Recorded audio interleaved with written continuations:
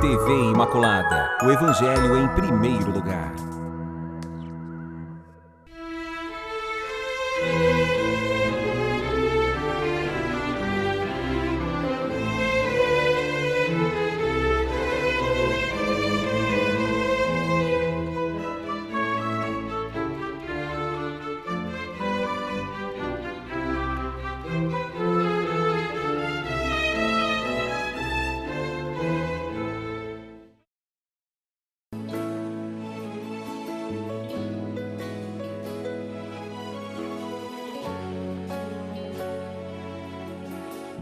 Novamente nós estamos aqui de volta. No sábado nós temos esse encontro marcado e a gente não falta mesmo, porque a gente fica esperando esse reencontro nesse programa do sábado, Respostas. Que bom a gente saber que você está participando conosco, que muitos de vocês têm nos enviado perguntas e me parece que o pessoal tem gostado realmente do programa, mas nós contamos realmente sempre com a participação de vocês. Esse programa tenta trazer um pouco de luz na sua caminhada.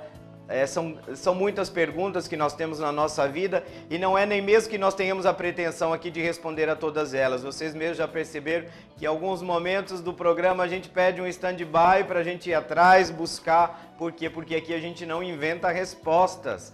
Então esse é o processo e é bonito isso, porque a gente tem que ter uma comunicação ética, sobretudo falando de uma televisão que é evangelizadora, que é cristã. Então, nesse sentido, nós temos sempre esta preocupação.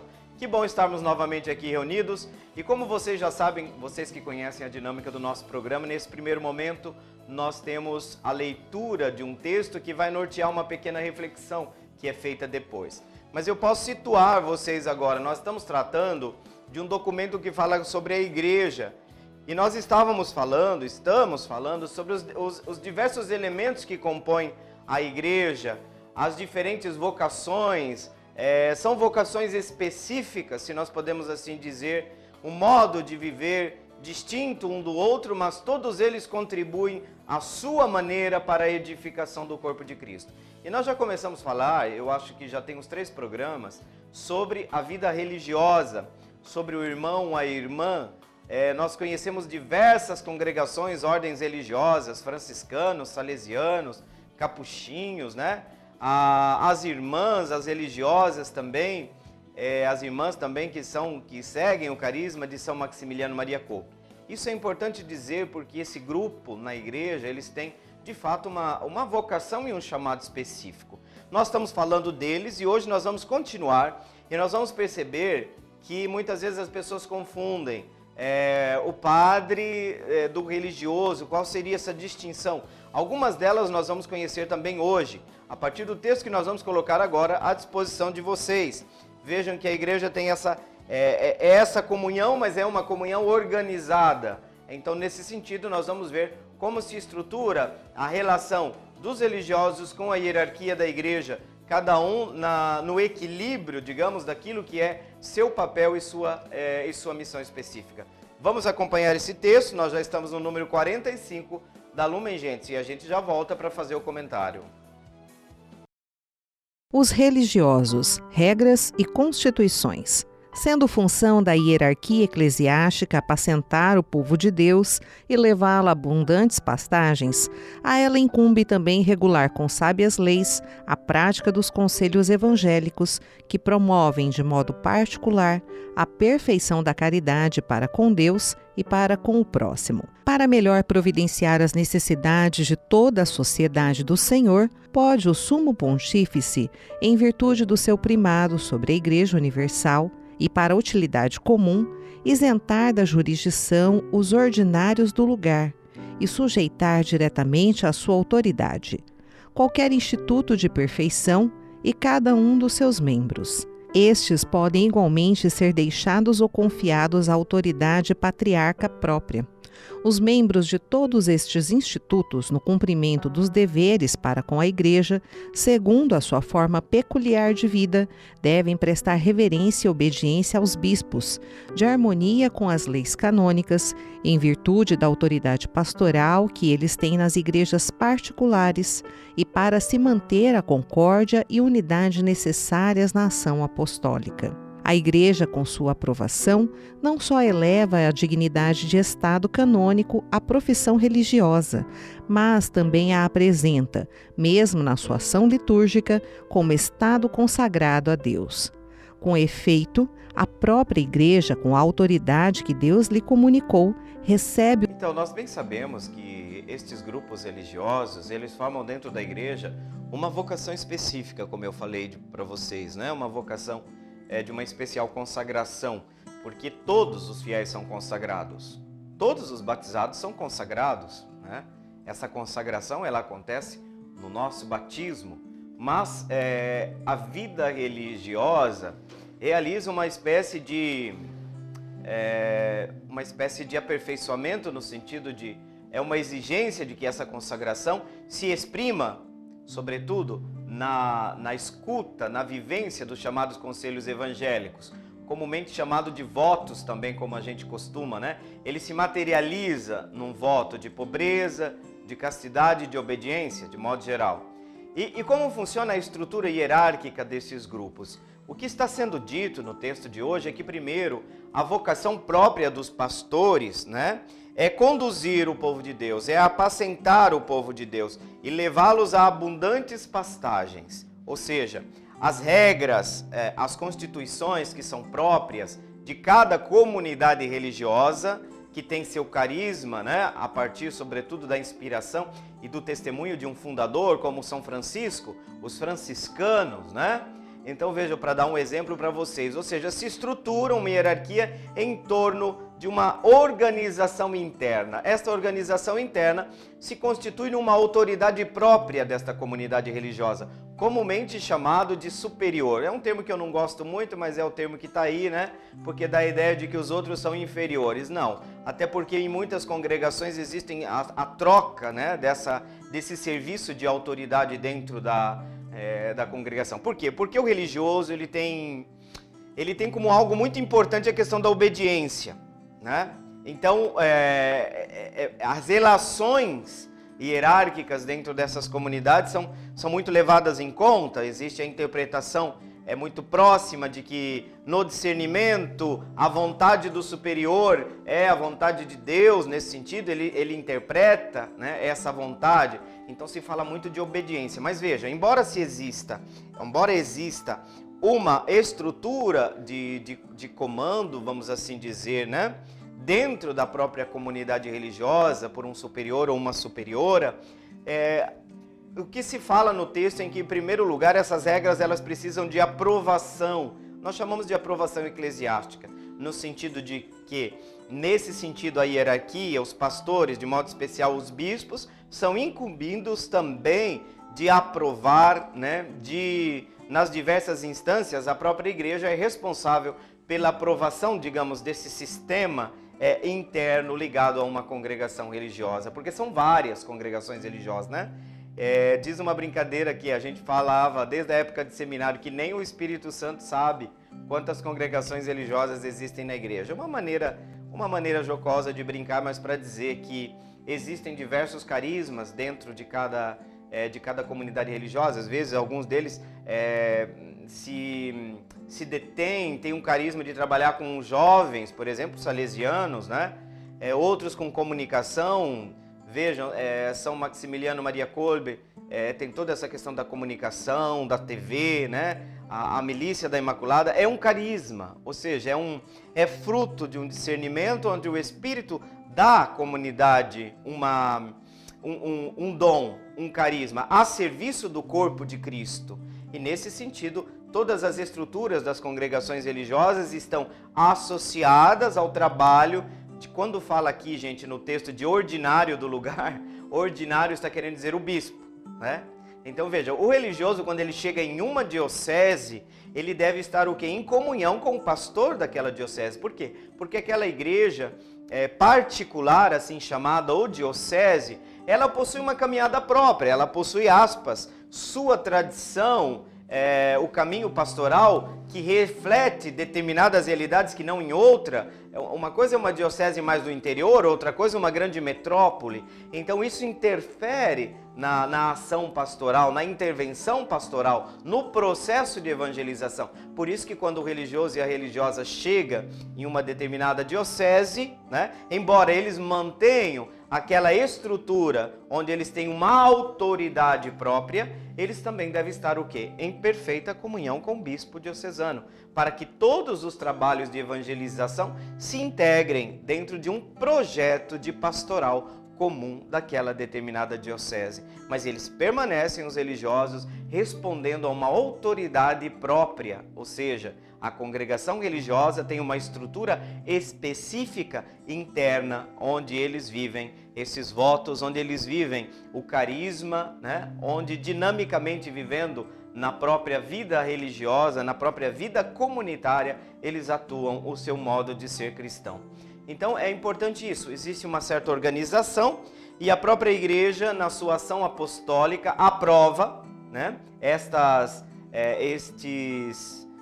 organização e essa hierarquia interna de cada congregação religiosa, e a igreja abençoa, reconhece o caráter de consagração destas mesmas comunidades, dessas pessoas. É a igreja que recebe, por exemplo, na profissão de fé os votos, né? Os votos diante do bispo, diante da igreja, que aqueles que vão entrar nessa comunidade fazem os votos, fazem a profissão religiosa, né?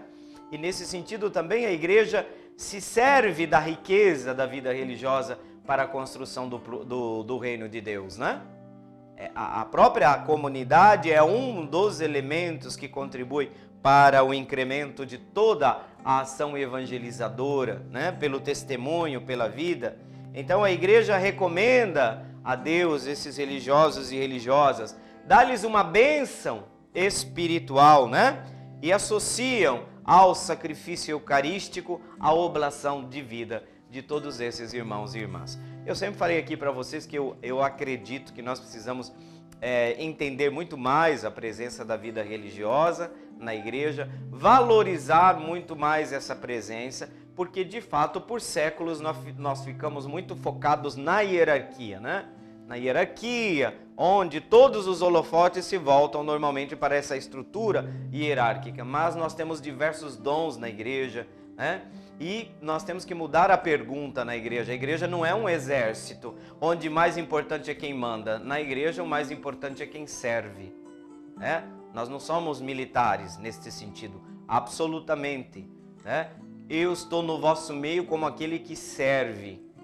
Eu lembro bem aqui daquela frase de Jesus, né? Advertindo os discípulos, os apóstolos: olha, os grandes das nações as tiranizam, mas entre vocês não deve ser assim. Vocês têm uma outra lei, a lei do amor, a lei do serviço, e o maior entre vocês é aquele mais pequenino, é aquele que serve. Então realmente nós sabemos que nós precisamos sempre, o exercício da autoridade ele é necessário, mas ele é necessário enquanto um serviço para a construção, para o mantenimento da comunhão dentro da própria igreja. Muito bem, nós já chegamos ao final desse primeiro bloco, mas não saiam daí. Nós temos perguntas hoje bastante complexas, vou assim dizer, né? Vou dizer que são perguntas complexas. E nós vamos ter que refletir juntos sobre alguns temas difíceis, tá bom? Não saiam daí e nós já voltamos.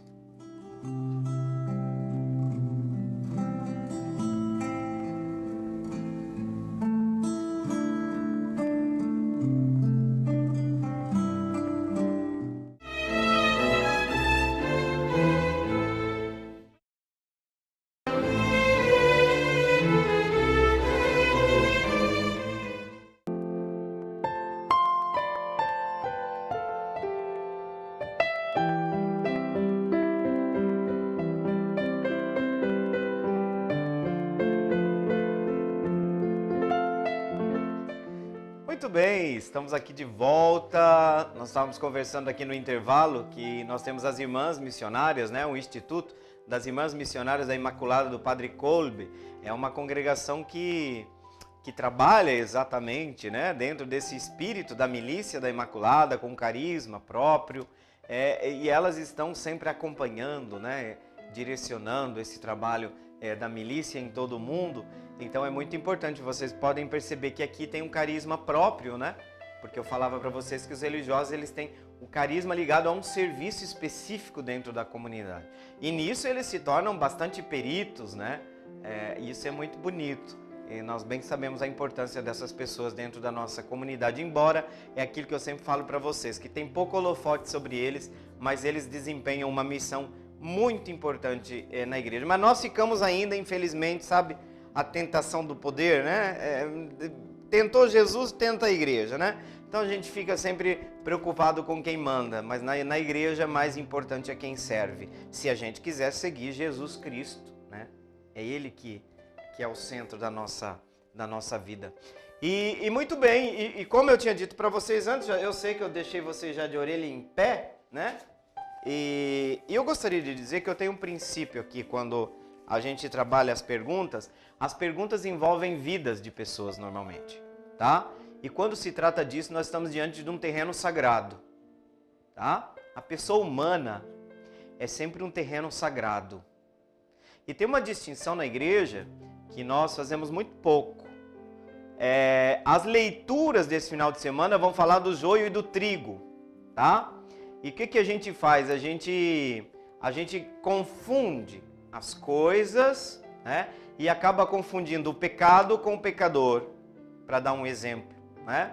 E a gente acha que condenando as pessoas nós vamos conseguir realizar o projeto de Deus. Mas se o projeto de Deus é que todos sejam salvos, esse é o projeto dele. Isso significa que nossas condenações são frustrações do projeto de Deus. Daqui a pouco vocês vão entender porque que eu estou fazendo toda essa introdução. Porque esse tema que eu vou colocar aqui para vocês, ele não tinha aparecido ainda, mas eu sabia que cedo ou tarde ele chegaria. Mas eu vou sempre usar o caminho para trazer-nos a um equilíbrio, tá? Porque eu pressuponho que este assunto dentro da igreja seja um tabu, e porque é um tabu, é muito maltratado dentro da igreja.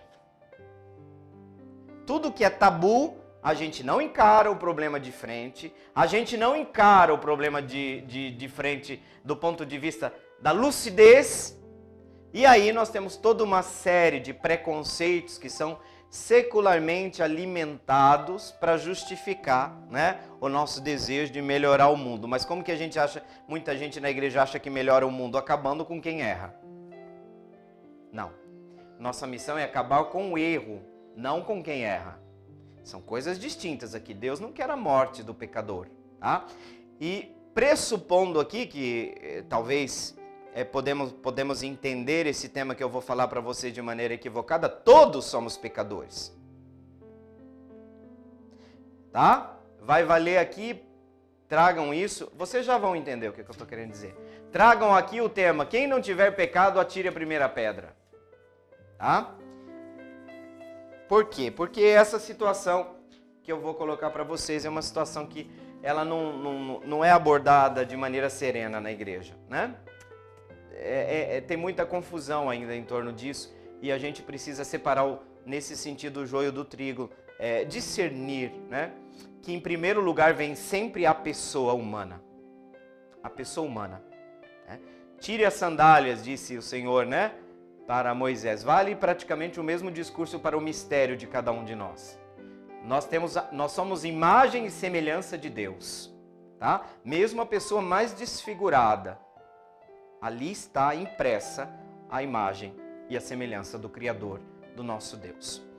E eu agradeço muito a coragem da pergunta da Melissa. Não sei, não sabemos de onde é a Melissa, mas não importa. O importante é esse nome aí, que a gente vai se dirigir a Melissa. A Melissa pergunta: como aconselhar uma amiga que descobriu que gosta de mulher e não de homem? Ela tem namorado e gosta da colega de trabalho. Isso é uma realidade que eu gostaria de dizer que não dá para a gente fugir aqui num programa desse, porque isso existe muito mais do que nós imaginamos. Tá? Essa realidade toca a vida de muitos irmãos e irmãs nossos. Né? E nós precisamos encontrar uma luz que seja capaz de trazer luz. Né? Verdade na caridade, caridade na verdade. Tem que ser... o cristianismo pensa numa verdade que tem que ser dita com caridade. Primeira coisa, eu vou começar pelo próprio catecismo da Igreja Católica, que diz duas coisas. Só que a maioria das pessoas parece que esqueceu a segunda, né? Primeiro que essa condição ela é vivida por não poucas pessoas de maneira bastante pesada. É uma cruz para a grande maioria das pessoas que não se manifestam, que não tornam público esta condição na que vivem. Por quê? Porque pagam um preço muito caro. O estigma social é ainda muito caro. E esse estigma ele é acentuado por conta de visões religiosas desproporcionais em relação ao conteúdo geral da fé. Por quê? Porque dentro da igreja normalmente é uma abordagem moralizante. Tá? É uma abordagem moralizante. Então essa abordagem, ela peca por não ser capaz de ver a complexidade do problema. Isso significa que eu estou dizendo para vocês que não é uma resposta fácil assim. Mas eu estou dizendo que a postura da igreja no catecismo, começando por ali, fala primeiro que para essas pessoas nós temos que evitar toda forma de discriminação, porque muitas dessas pessoas carregam esta condição como um peso, uma cruz. Isso, gente, é cotidiano na nossa vida de comunidade, no atendimento, na direção espiritual, e nós temos inúmeros grupos na igreja. Não existe nenhum grupo na igreja, nem mesmo a hierarquia, que não seja tocada por esta problemática. Não vamos fingir que nós estamos no paraíso, nós não estamos. Tá? Então não vamos abordar o problema como se fosse, nossa, lá fora o mundo perdido vive esse problema. Não, nós temos no clero, nós temos entre a vida religiosa, nós temos dentro de nossas famílias, inúmeros irmãos e irmãs nossos que carregam isso como uma cruz. E eu testemunho aqui que o catecismo tem razão. Para muitos, a vida que levam não é chamada de orgulho gay, porque aqui é o que eu vou distinguir aqui para você. Eu vou dizer a problemática em si, mas vou dizer a cultura que se criou. É contra essa cultura que muitas vezes mascara a problemática que realmente a igreja tem que ter um posicionamento maduro, né? Por quê? Porque para a grande maioria das pessoas que vivem essa condição, Melissa, as coisas não são tão simples assim, né? E para quem assume uma militância, eu acredito que muitas vezes a militância dá um tiro no próprio pé, porque exagera do outro lado, mas alguns vão justificar isso dizendo que é uma reação radical diante de um estigma radical. Mas eu não penso que isso seja o caminho. Então eu vejo que no cotidiano do meu atendimento, eu vejo diversas pessoas, inclusive casados, o número de pessoas casadas que sentem também uma certa atração por uma outra pessoa do mesmo sexo, e aqui nós definimos neste sentido, tá? Nós estamos falando daquelas pessoas que na sua sexualidade tem uma orientação prioritária, ainda que não desconsideremos a orientação que nós chamaríamos daquele nível do masculino e o feminino na sua heterossexualidade, né? Mas existem muitas pessoas, inclusive casadas, que vivem dramas, verdadeiros dramas com relação à homossexualidade. Aliás, o número de pessoas que se casam, né? Porque existem diversos preconceitos na área, né? Já ouvi o drama de uma pessoa que casada já com 3 filhos, né? Disse, olha, eu vivi esse teatro minha vida toda, mas agora desse teatro participa minha esposa, que é uma pessoa que eu amo, tenho 3 filhos e eu vou fazer o quê da minha vida? Aliás, 4 filhos e eu faço o quê da minha vida? Porque eu achei que casando eu ia passar a redirecionar o meu foco de atração. E a pessoa percebeu que isso não aconteceu. Mesmo, vou dizer que essa pessoa vivia um drama, por quê? Porque ela se sentia culpada por olhar para uma outra pessoa do mesmo sexo e se sentir atração. Ele não traía a esposa fisicamente. Estou trazendo para vocês um drama, por quê? Porque para muitos virou um espetáculo em torno desse tema, né? E o que nós perdemos com isso? A capacidade de entender o problema a partir de dentro.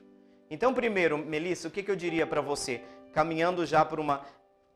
Tiremos da nossa cabeça de demonizar as pessoas de orientação homossexual. Primeiro, para mim não gosto do termo gay, é um rótulo maldito para muitas pessoas.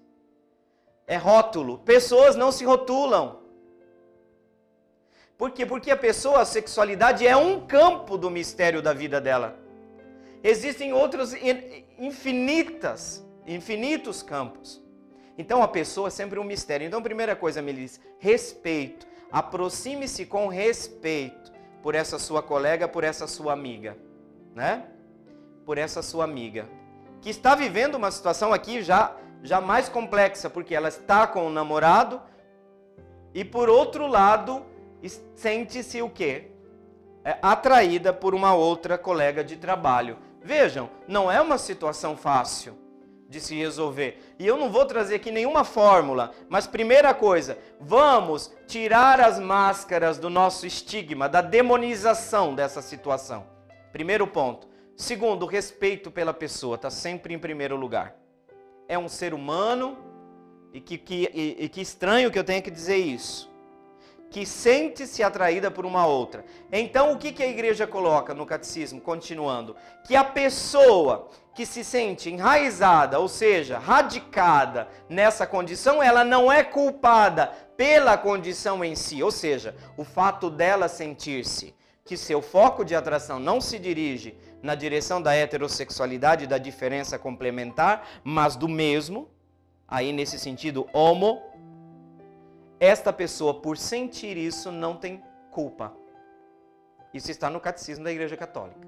Agora, o que se faz com a orientação? Porque, gente, é tão difícil falar de vocês para isso, porque na cabeça de vocês vão pensar assim também, é escolha. Gente, alguém vai escolher sofrer?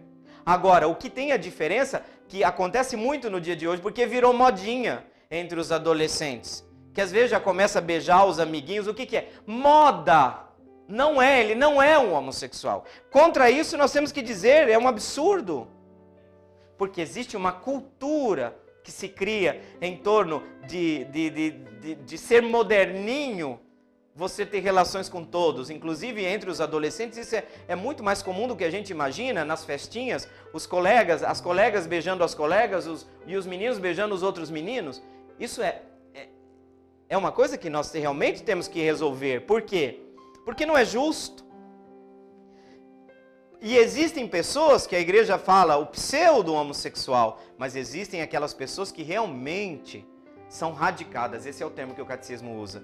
Ela não consegue trabalhar dentro dela de modo a reintegrar a dimensão da sexualidade na sua vida. Que não pode ser resumida só à dimensão da genitalidade. Sexualidade é um todo da pessoa, tá? Então, nesse sentido, nós temos que desmistificar esse tema para que a gente possa falar sobre isso na igreja de maneira mais madura. De maneira mais madura.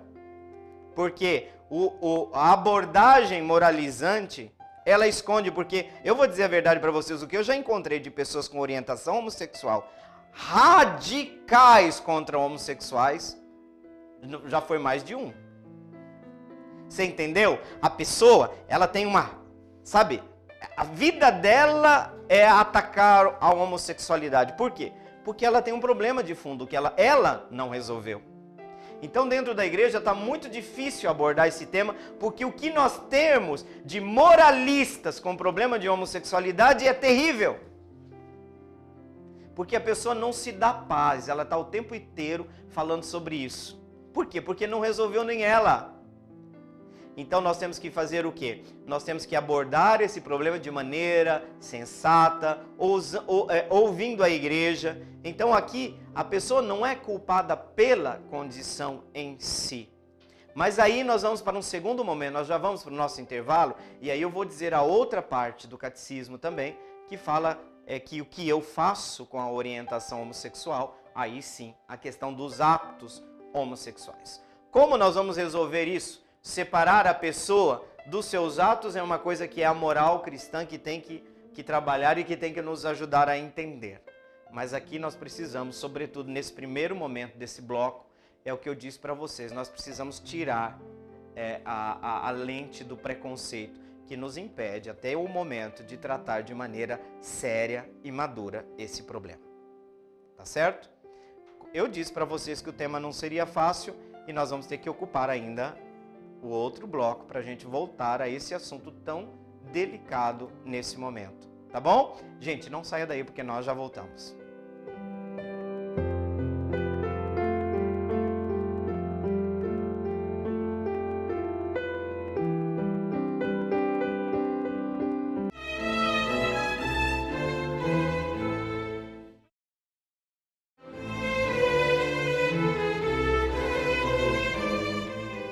Bem, nós já voltamos do nosso segundo bloco e agora já estamos iniciando o terceiro. Eu quero começar esse bloco, gente, refazendo, se você chegou agora, a pergunta que nós estamos respondendo, que nós tentamos fazer uma introdução no primeiro bloco, porque de fato é uma questão complexa. A Melissa pergunta: como aconselhar uma amiga que descobriu que gosta de mulher e não de homem? Ela tem namorado e gosta da colega de trabalho, né? Então nós estamos falando que o Catecismo da Igreja Católica nos alerta num primeiro momento para nós evitarmos toda forma de discriminação dessas pessoas por conta da sua orientação, sobretudo falando daquelas pessoas que são radicadas nessa condição, ou seja, elas se entendem estruturalmente, toca a sua própria estrutura, e aqui nós não estamos falando de questões físicas, mas nós estamos falando entendendo a homossexualidade do ponto de vista da orientação, da atração sexual, né? E nesse sentido, radicado significa aquela pessoa que estrutura a sua orientação, não no diferencial da heterossexualidade, mas na condição homossexual do direcionamento para uma atração que se volta para a pessoa do mesmo sexo. E nesse sentido, radicado significa o quê? Para distinguir daquelas pessoas que são levadas pela moda, pela cultura, né? Nesse sentido, a entender esse estado como uma escolha, uma opção, né? É óbvio que a igreja tem toda uma visão sobre o matrimônio, que é um sacramento, e decorre desta visão uma visão bastante integrada da sexualidade. E por isso mesmo que a igreja, do ponto de vista religioso, da visão sacramental que nós temos do matrimônio, vocês sabem que o posicionamento da igreja é muito claro com relação a um casamento, né? Assim pensado, homossexual. Por quê? Porque se trata, para ser um casamento, um matrimônio na igreja, para ser um sacramento, existem critérios, existem elementos fundamentais sem os quais não é casamento. Pode ser uma outra coisa, né? E aqui a igreja não está falando, por exemplo, do ponto de vista jurídico, duas pessoas que moram junto, ainda que sejam dois amigos, né? Que possa se estabelecer entre eles, no plano civil, a questão de reciprocidade de direitos, herança e essas coisas. Isso aqui é um outro campo, tá? A igreja está falando de um sacramento. Ela é administradora do sacramento e, nesse sentido, nós temos critérios, tá? Então, isso aqui é um outro assunto que eu não vou entrar aqui agora, mas para a gente entender que a igreja tem um porquê dizer que para essas pessoas nós não podemos oferecer um sacramento. Porque para a nossa compreensão de sacramento, uma relação homossexual não contempla todos os elementos exigidos. Entre eles, vocês sabem, a prole, tá? Não é um único elemento constitutivo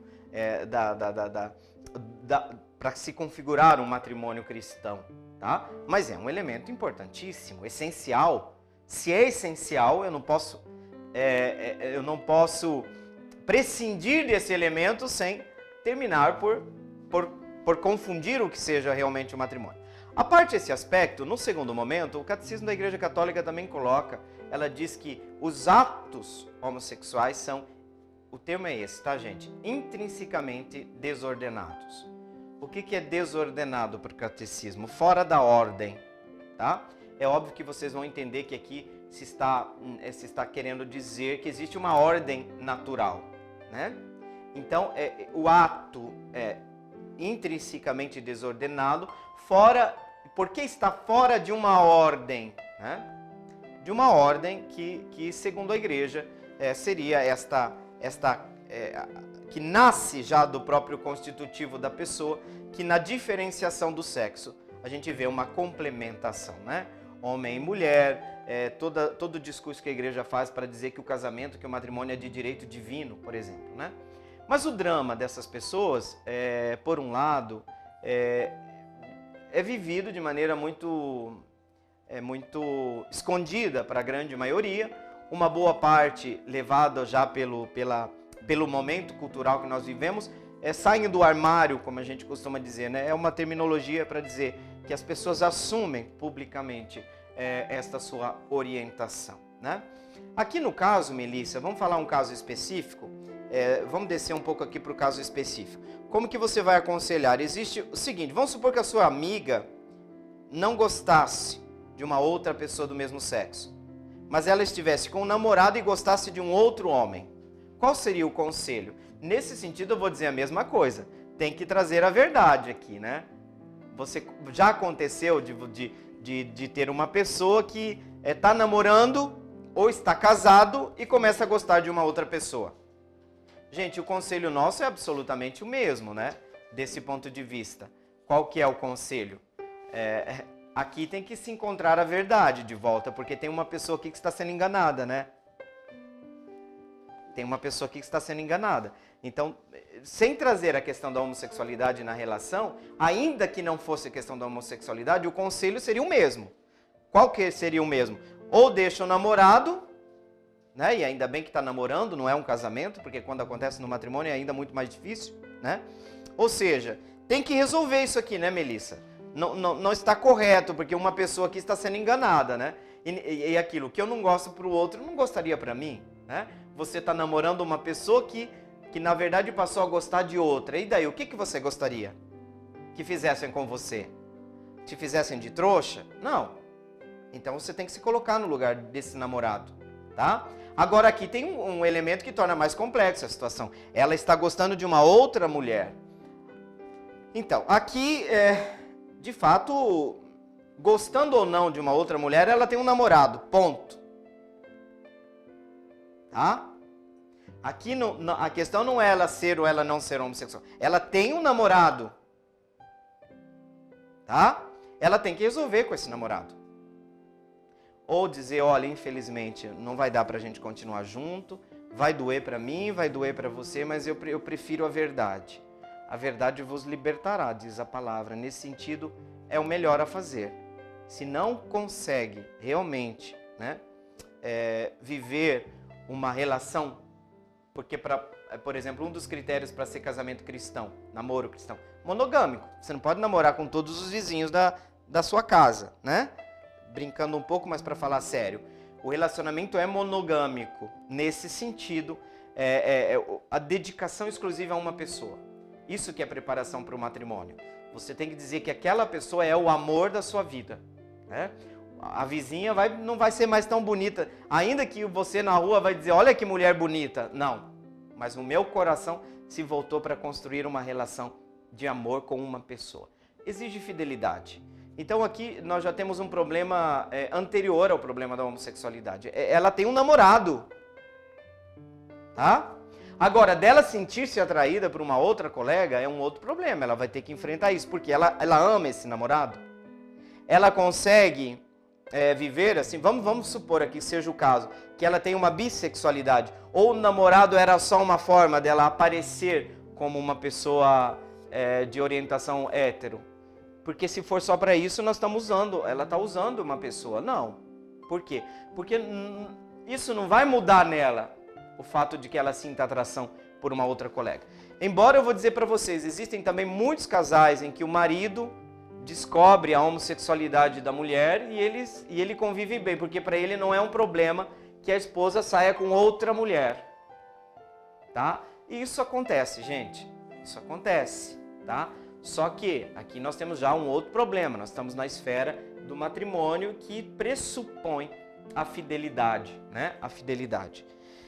Então, para vocês verem que o problema é complexo e nesse sentido você teria que, Melissa, conversar com ela com todo o respeito, levá-la a uma reflexão séria, porque tem dois problemas aqui. Ela gosta dessa colega, esse gostar simplesmente é algo que ela pode, né, trabalhar e de modo especial ela se sente ainda mais atraída, no caso, pelo namorado. Aí é algo que ela poderia, né, tentar, se ela gosta realmente desse namorado, enfrentar essa atração segunda, que nós vamos assim dizer aqui, para que ela possa levar adiante o seu relacionamento, né, o seu relacionamento com o namorado.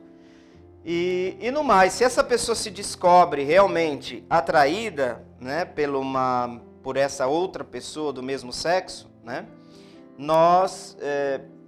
a igreja vai dizer que essa situação é bem complicada. Nós não podemos falar aqui de uma simples mudança de maneira muito, muito fácil. Por quê? Porque a pessoa se sente assim, né?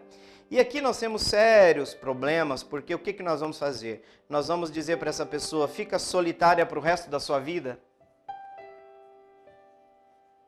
Tá? Que conselho nós vamos dar para essa menina se ela realmente se descobre radicada nessa situação? Nós vamos ter que impor um estado de vida para ela? Qual estado de vida? Ela vai ter que viver solteira para sempre? Ou nós vamos dizer para ela, não, a única coisa que pode é você casar, mas você vai casar com uma pessoa que você não se sente atraída? A atração pelo outro não é um elemento constitutivo também do próprio matrimônio? Perder a atração sexual por uma outra pessoa, vai viver o quê? Esse matrimônio vai ser o quê? De fachada?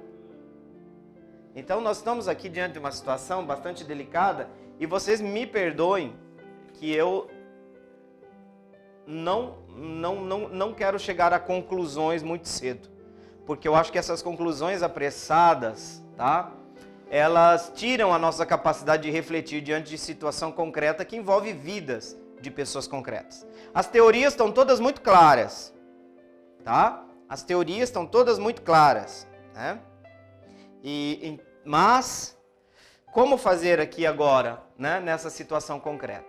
Então, eu vejo que no mundo, as pessoas de orientação homossexual que eu coloco, eu falo, olha, tem o ideal, né? O ideal. E agora, diante desse ideal, né? O que a gente pode conseguir? O que a gente pode conseguir no sentido de, se você está vivendo a sua homossexualidade de maneira promíscua, eu vou dizer, tá certo que eu estou usando um termo da minha compreensão religiosa, mas a gente sabe que o conceito de liberdade, né, em certos núcleos não ajuda. Só para dizer para vocês, semana retrasada eu ouvi uma mãe que falou assim, olha, eu descobri, o meu filho revelou a homossexualidade para mim, ele falou, padre, eu não estou triste pelo fato dele ter contado, até porque eu já imaginava algo do gênero, mas eu estou triste porque no meio dele, no meio em que ele vive, é muito difícil, padre, ter fidelidade, ter respeito pelo outro. E ela falava assim para mim, eu temo que meu filho nunca vai conseguir ser feliz num relacionamento. Vocês entenderam o drama? Ela não está triste porque descobriu, porque ela disse até que ela já desconfiava. Mas ela está triste porque ela percebeu que no meio que o filho vive, fidelidade é uma coisa de dar risada. Vejam a preocupação dessa mãe. Foi além da genitalidade, de sexo. Mas ela está preocupada se esse filho, que revelou sua homossexualidade no meio em que ele vive, se ele vai conseguir ter um relacionamento alguém que ame de verdade, alguém que construa uma relação, que construa uma parceria.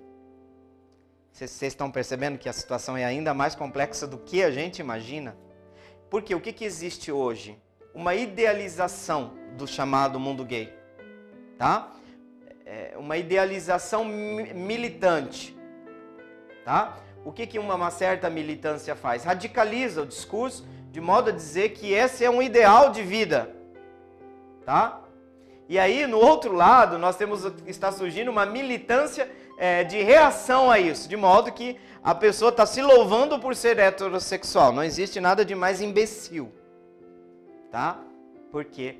Porque aqui não se trata de condições onde a liberdade da pessoa foi determinante. Você escolheu, eu pergunto, né? Você escolheu você olhar para uma mulher e sentir-se atraído? Não é uma escolha para você. Tanto que você sabe, mesmo que você casou, a sua esposa é linda, maravilhosa, você tem a maior atração do mundo por ela. Nada vai lhe impedir que às vezes você, em determinados momentos, vai olhar para outra mulher, e eu digo às vezes para os casais de maneira muito tranquila, não é problema olhar e dizer, nossa, que linda, e pode até dizer para sua esposa, nossa, olha meu amor, que mulher bonita, por quê? Porque é falso dizer que você não achou ela bonita. É mentira!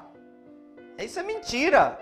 Agora, o que você não pode, a palavra de Deus diz, o adultério já começa no coração, e ela é minha, o desejo, possuir a outra, o outro, tá?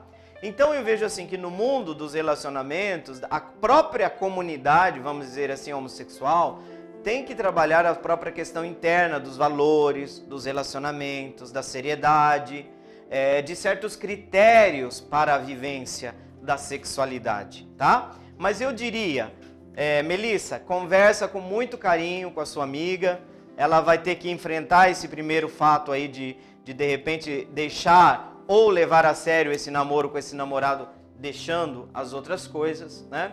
Mas levar a um entendimento e um acolhimento dela pela condição dela, no sentido de respeitar a pessoa, né? De acolher a sua dignidade, né? De não cancelar a dignidade de ninguém.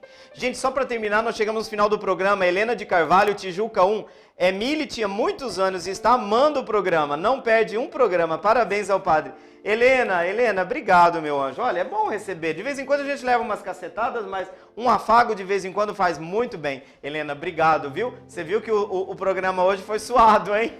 Tá certo, gente. A gente chegou ao final do programa, mas vocês podem guardar essas reflexões que eu fiz, tá? Se ficou alguma dúvida, alguma questão que vocês querem que a gente continue no próximo programa, sem problema nenhum. Nós estamos aqui a serviço de vocês, tá, gente? E nós vamos invocar agora a bênção de Deus sobre você, sobre sua família, sobre os seus projetos. E invocamos essa bênção por intercessão da Imaculada, aquela toda de Deus e toda nossa. Em nome do Pai, do Filho e do Espírito Santo. Amém. Fiquem na paz do bom Deus e sábado próximo nós temos encontro marcado com você, Helena, e com todos os demais que acompanham o nosso programa. Até lá!